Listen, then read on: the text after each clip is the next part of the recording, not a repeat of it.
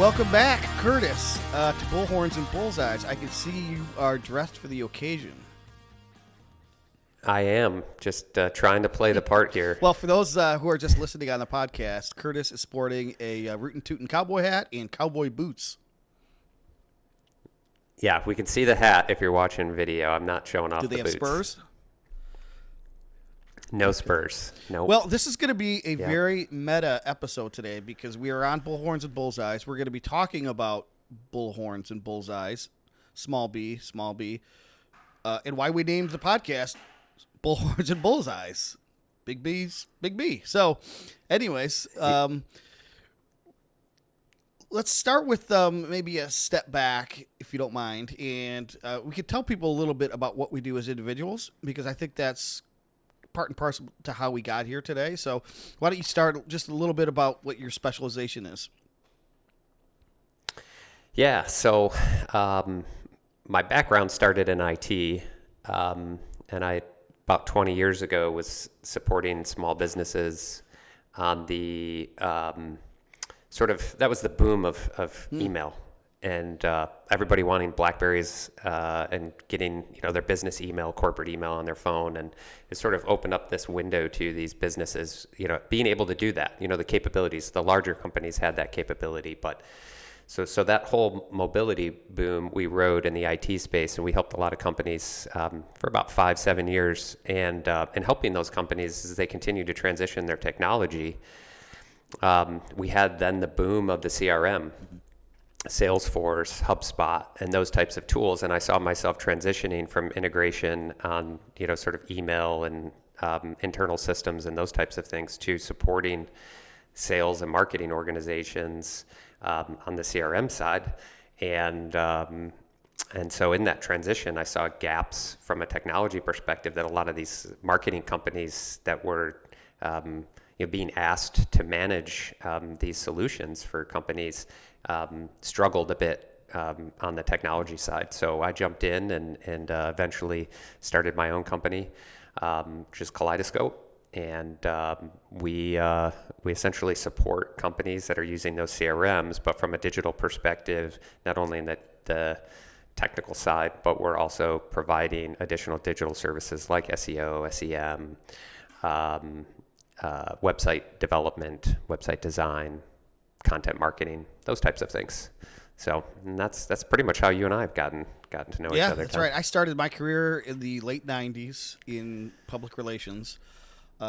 Things were a lot different back then. People were just getting a hold of fancy things like email and BlackBerries. And I spent most of my early career in public relations.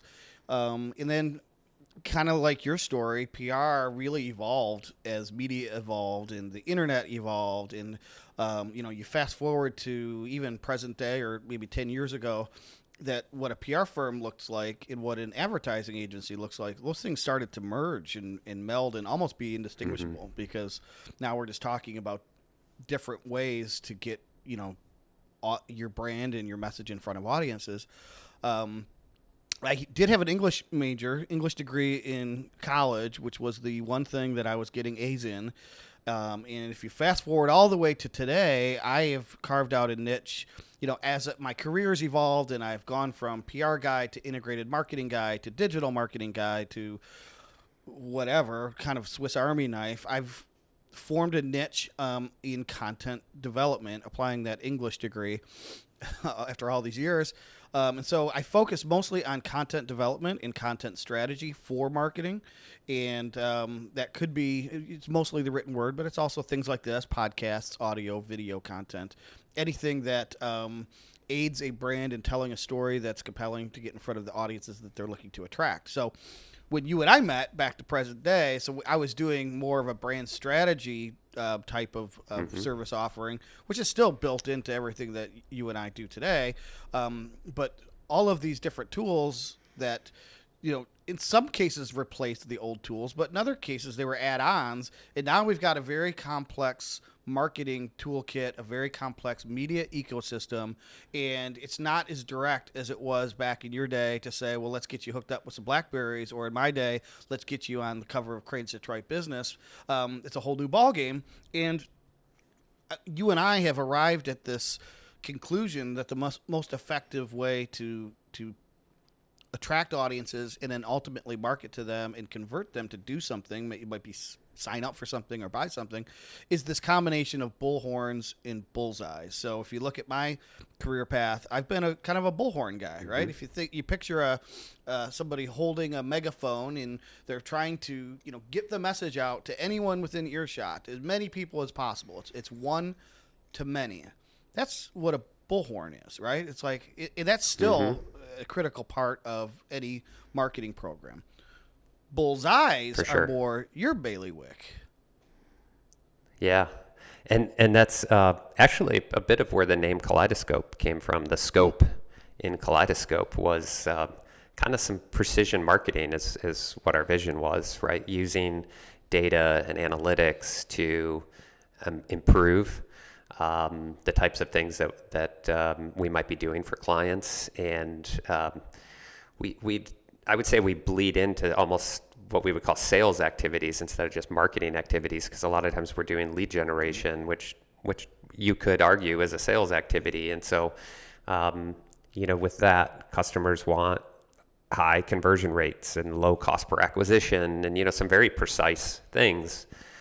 And I know I'm not a hunter, but through some family members know some precision sort of marksman, right? And there's all these calculations that go into whether you're target shooting, long range or hunting of, the wind direction and the distance and, fine tuning your scope so that you hit that shot. And so it was really that whole scope part of Kaleidoscope was how can we be more precise with the types of activities that we're doing for clients. And that's what's amazing about the ultra modern, like to the date technology that's available, is you can literally pinpoint a person if you want to, if you can associate a name with an activity they've taken on your website or whatever, which we'll get into, or an IP address, an IP address, or small groups of like-minded or acting individuals, which was not really possible other than through a one-to-one sales channel. So we'll talk, because I agree, I think lead gen is sort of this space that lives between marketing and between sales. But maybe some definition or some examples of terms. So I used, PR as an example of a bullhorn methodology. Classic advertising could be considered that.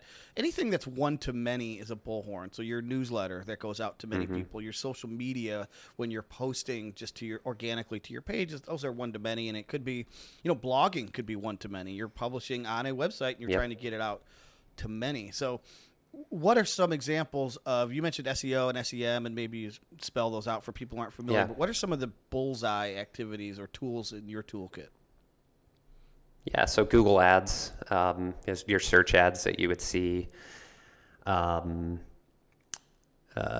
Other advertising activities that would happen on social media. So your bullhorn might be organic, but you can certainly target individuals within social media and be pretty precise with what you're doing, whether you're, say, on LinkedIn and targeting specific job titles or specific industries and those types of things, or in an e-commerce space and you're selling backpacks and your target audience are people who like the outdoors and hike and those types of things.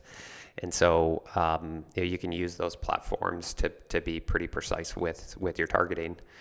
I would say on the analytics side, there's been more of a demand from that space as well. So not just sort of the outreach activities like your advertising, but analytics has become more of a marketing function, whether it's segmenting users who come on your website and providing them a more personalized experience, or analyzing that data based on user segments and those types of things. So, I think we'll end up with various guests get into some of those, specific things.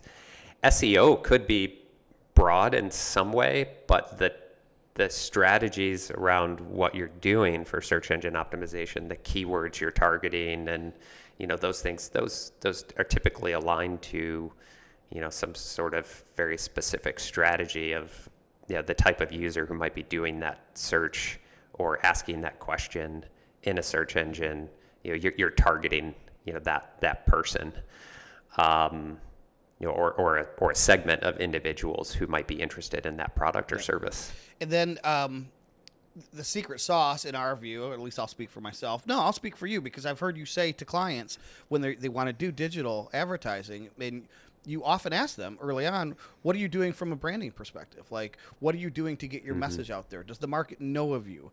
And so the secret sauce, I think, and I'll get your perspective, is when you're combining these methodologies so that when you're targeting a specific individual, you've already laid the big picture groundwork, maybe through some Bullhorn activities, and that person is more likely to convert because they recognize the brand, they trust the brand, maybe even. Certainly true of thought leadership marketing, where you might spend 6 months just sharing activity before a prospect is in market, and then takes an activity that puts them into more of the Bullseye's activity. So why do you ask clients, are you doing anything? Are you doing any branding? Because some of these clients might not even understand exactly what you mean or what the distinction is between what they're asking you to do and what you're asking if they're doing. Right. That's a good question. And so what we find is really anyone can go to these tools, be it Meta and Facebook, Instagram, or Google or LinkedIn, TikTok. They can create an ad, and they can put in money, and they can serve it out to an audience, and drive people to a website, a landing page, something like that. And so here you are in a sort of a sea of other marketers with potentially no differentiator. And then the key with that, even if you do come up with, say, some differentiator in your messaging to get clicks or to get people to take action on the website, will that experience stay the same once that person becomes a customer and interacts with your business and those types of things? So that brand creates that cohesiveness for that user sort of journey and experience with your company. And it allows me as a marketer and an advertiser to take that brand and put it out in the marketplace in a very specific way. I now have like guardrails that I need to work within, and that's going to benefit that whole entire experience to make sure, again, that matches and aligns to who the company really is and who they're going after. It helps to bring the right people through.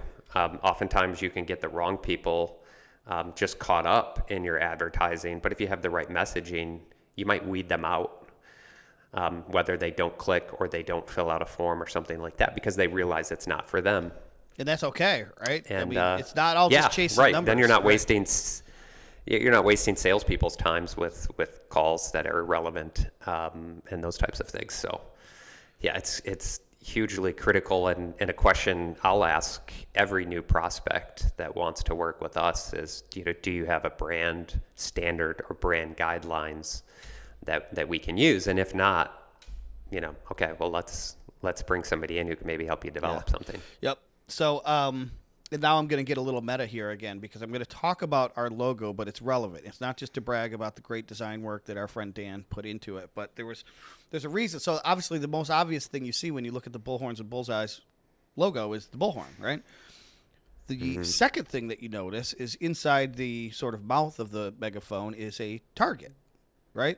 And you have to look really closely to get the super duper payoff, which is you can see a little arrow that's going back towards the target or into the microphone, sort of swimming against stream, against the sound coming out of the megaphone. Why do I bring all that up? A, because it's clever. B, because now you got to go look at it and see if you can find all those things. But C, which is most importantly, is there's this.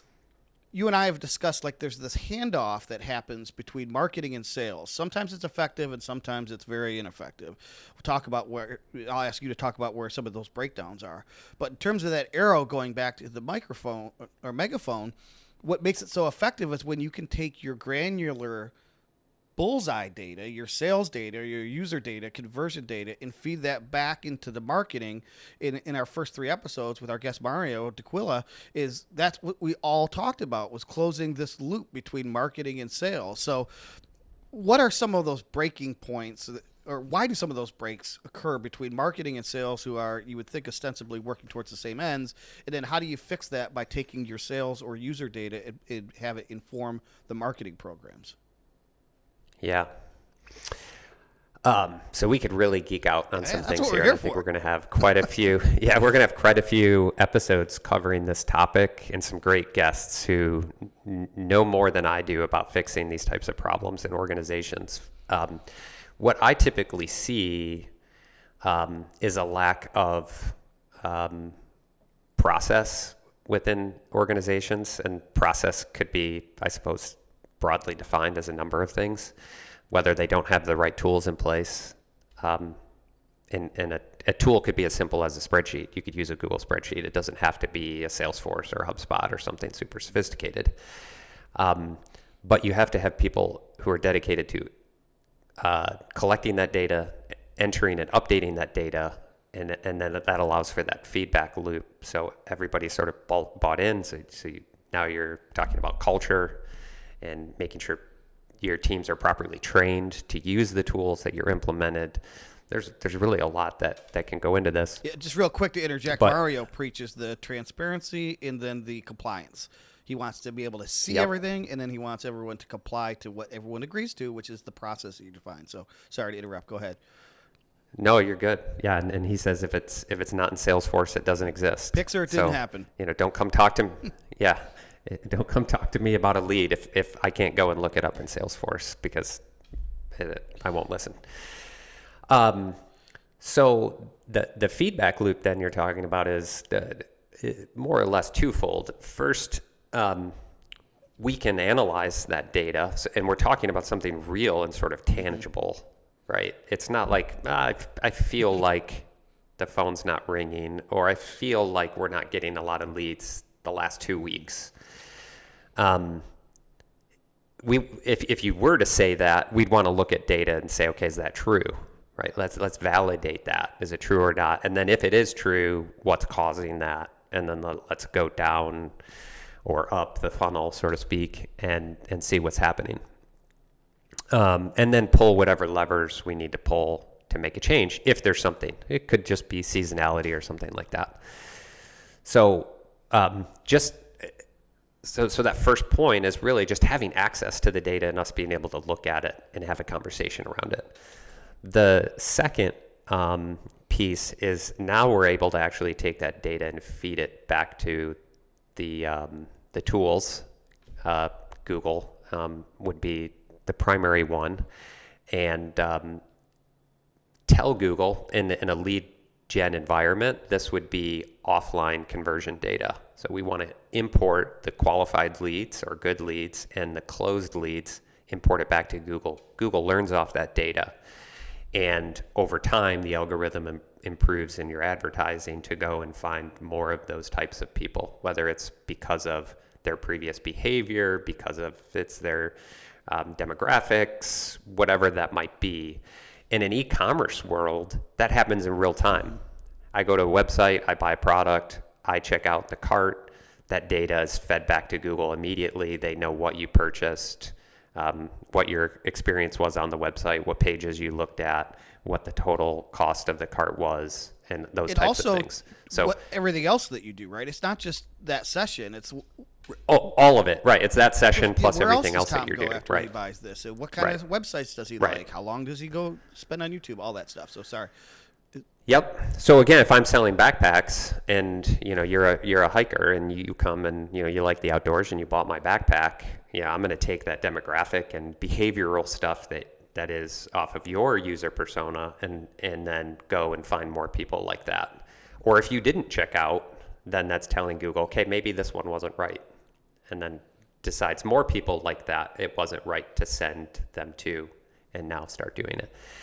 What that's causing, I will say, and we might with some future guests get in specifics on this, but Google doesn't want us to be as precise than with some of our targeting. We used to get very specific on our keyword research, and we used to talk about long tail keywords and like all of these types of things.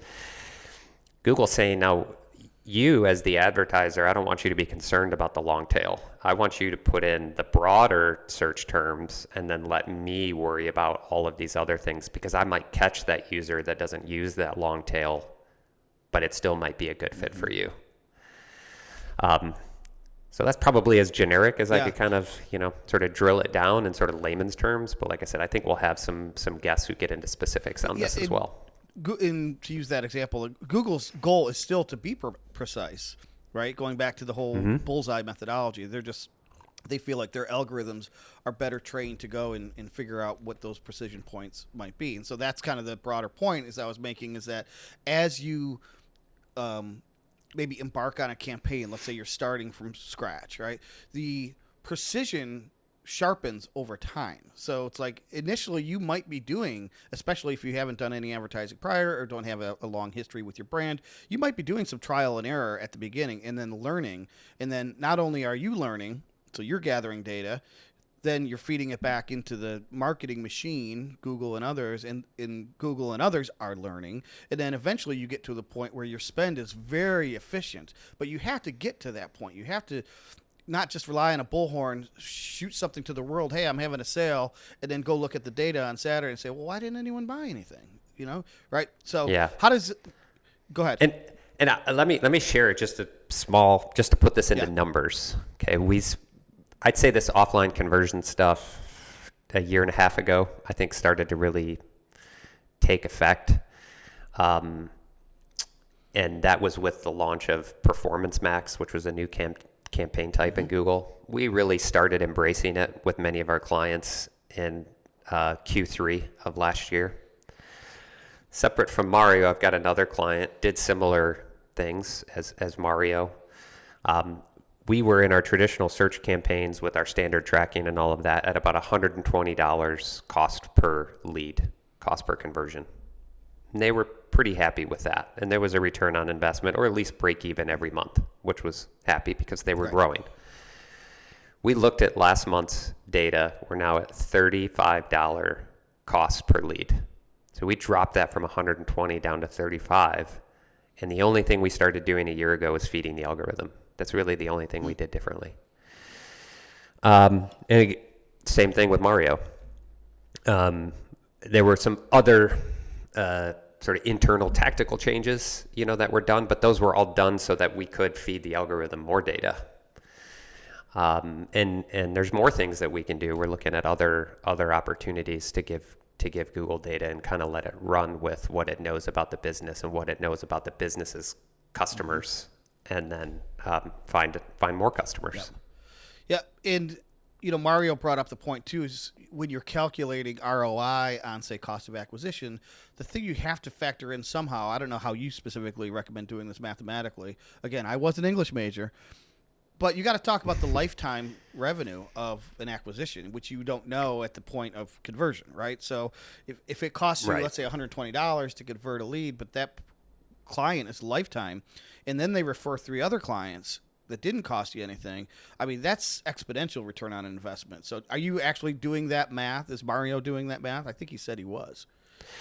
Yeah, Mario is for sure. I think companies who do that, even if it's an estimation, just putting a value to that conversion helps, because it's just another measurement tool for us to look at. It's another good metric. So if you were to say, I really don't know, but I'm willing to pay for an email list, or I'm willing to pay for specific contacts that would be leads. Could I put a value at a lead that I got on Facebook, or a value of a lead that I got on Google?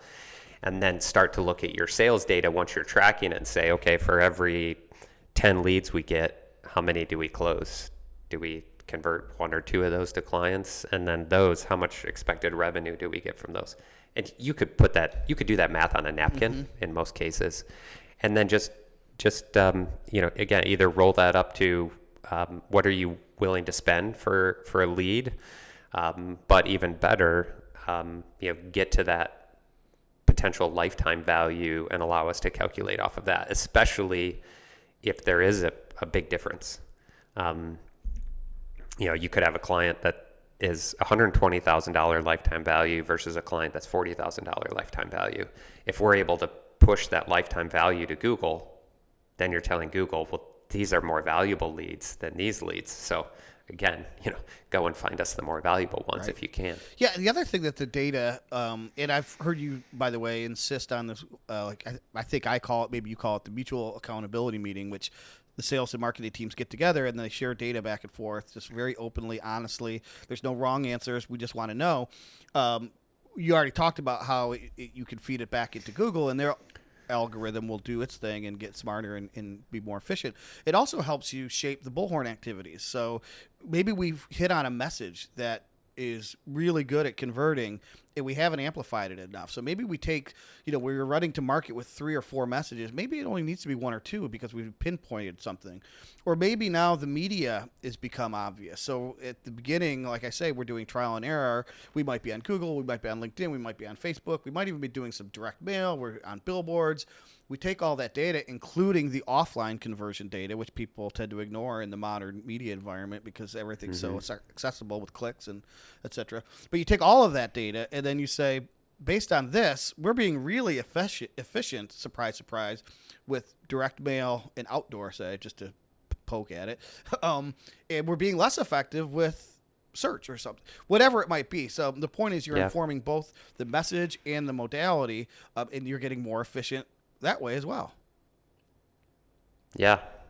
The accountability idea really stems from my wife, Stephanie, who you know well and helps us out at Kaleidoscope. So she was in corporate sales for 15 years and selling very high-end equipment to CEOs and CFOs. And she used to have weekly accountability calls with her sales manager where they would talk about her pipeline and what deals she was working on. And those deals potentially had a lifetime of 6 months to a year, or sometimes longer. That's how long it took to close, a potential opportunity. And so they always had to be talking about it. What are we doing this week? What do we have any visits planned? Are we showing them any demos? Those types of things. And so that really, as I was doing marketing, kind of hit home that a lot of times the data in marketing kind of sat up in some sort of cloud that like nobody really understood what it meant. And it was very easy for a marketing company to sort of talk circles around a customer and them not really to understand like what it was. And you could even take something that is bad data and make it look like good data, all in really interpretation. So I think in creating a sort of set of expectations of what's important to the client and then having a conversation, so some KPIs and agreeing on those KPIs and then centering your monthly conversations with the client around those KPIs, then avoids it avoids me falling into a trap where maybe I don't feel good about what happened the last month, and so I start fibbing, so to speak, and making it look better than what it really is. It's better you just get honest, say like, man, what we did last month didn't work. Let's talk about what we could do differently, right? Let's get this on the right track. And it's almost, made me feel better about let's just hit the hard truths and move things in the right direction. And you got to have, good data and a mutual understanding of what the KPIs are in order to be able to do that. Yep. And it's worked. I think not every client may appreciate that, but the ones that do, it's a good relationship. I think it just creates an environment that helps create a good relationship between you and the client when you have that mutual understanding and mutual accountability. And it's a little easier for me to ask for stuff then too. Say, hey, I'm willing to put up, some accountability on my end. Are you willing on your end to say, share your sales data with me? And let me know what's actually going on inside the business. And I know you said earlier that it doesn't have to be a sophisticated tool like a Salesforce. You could start with Excel, but the modern tools available that didn't exist maybe 5-10 years ago, like a HubSpot, creates the visibility of what's happening with a lead. And something I now have validation that something I suspected all along, which was, hey, marketing's sending you leads. why isn't sales following up with these? Like, forget about converting. No one's even touched this prospect. What's going on? And of course, the marketing and sales teams would always be at odds. You need to send us more leads. Well, we've sent you great leads. And you could just easily in the past just sort of draw a line in the sand and say, I'm doing my job, you're not doing yours. But this is now, these tools allow us to collaborate. And like you said, be honest, look at the hard truth, and then say, all right, this prospect came in. Now, sales is telling me this is a bad prospect. They followed up, even though they didn't put it in Salesforce. They said they did. But let's explain to marketing why this is a bad lead, why this is a bad prospect. And once we know that, we can change our behaviors. But if there's this line in the sand, then this activity just goes on forever, and leads don't get followed up on, and marketing doesn't change what they're doing, and this has to stop. That's why we're doing this podcast. This has to stop. Yeah. No, you're exactly right. I think what I wanted to do when I came to you with this podcast was to really allow my customers who were able to sort of solve this, issue, I guess you could say, in sales and marketing. And it's a different challenge, and you're at a different place. Every company's at a different spot, but a lot of people have gone through this journey who I think can help, other people who are either in the midst of it or about to get into it. And there are different ways to approach it, but I think fundamentally there are some keys to setting up a good relationship between sales and marketing that allow you to definitely close that loop and hopefully move forward in a successful way. And I would add a third leg to the stool, because you said sales and marketing, but also if you listen to and I would encourage everyone to check out the first 3 episodes and learn from Mario, including his mistakes, which he's totally transparent about and what he learned. The third leg is operations. So it's not all about the bullhorns, and it's really not even all about the bullseye. So we could talk about how we combine those. But if there are not internal processes to make sure that accountability exists, that there's a process for converting marketing qualified leads to sales qualified leads to closings, all of this stuff has to happen in unison. Otherwise, the bullhorns just keep screaming, the bullseyes just keep spending money, and nothing changes. So that third leg, and if Mario was here, I know what he'd say, because he was here, and he said you have to have these processes, and you have to have complete transparency and 100% compliance. Yeah, I would say the other thing on the operations side too is finance. Whether if it's a CFO or the CEO who's in charge of the budget and making decisions there, that you've got to have buy-in from them, and I think a level of input from them as well, who really have a pulse on what's happening with the business from a financial perspective, because that's ultimately who really sales is reporting back into. If it's a chief revenue officer or a CFO or the CEO, that's that they're going to want to see results. They're the ones who are going to release funds if you want funds, and if they are releasing funds, we've talked about ROI. They're the ones that are going to they're going to ask, I gave you $100,000 this last quarter. What did you do with it, and what did we get out of it? So absolutely. Yeah, that definitely is a third leg, and the whole thing could tip over without it. All right, partner. Well, I think we covered the ground here. I'm trying to find another cowboy pun, but I'll just say it was a rootin' tootin' good time and a wild ride. And if anyone has any questions about Bullhorns and Bullhorns and Bullseyes, where should they go?